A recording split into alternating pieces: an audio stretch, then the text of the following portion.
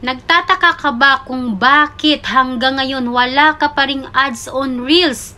Araw-araw ka namang nag-a-upload, araw-araw ka namang gumagawa ng video. Guys, i-check mo po ang iyong mga ina-upload na Reels. Tingnan nyo po isa-isa kung ano ba yung kulang. Okay guys, alam naman po natin na wala pong criteria ang ads on Reels.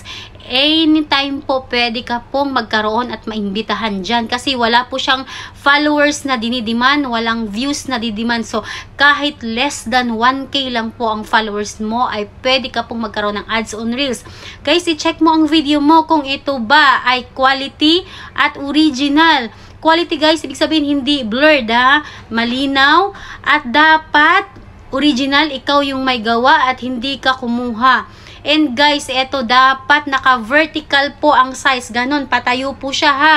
9x16 po ang size niya. Ang pinakamahalaga, syempre, dapat wala ka pong violation. Kasi yan po ang pumipigil sa atin na magkaroon ng tools or monetization kapag meron po tayong violation. Dapat malinis po ang ating mga account. Para po isasuggest po talaga ni Facebook. Okay? Guys, sana may natutunan. Please share this video and follow mo ko for more tips.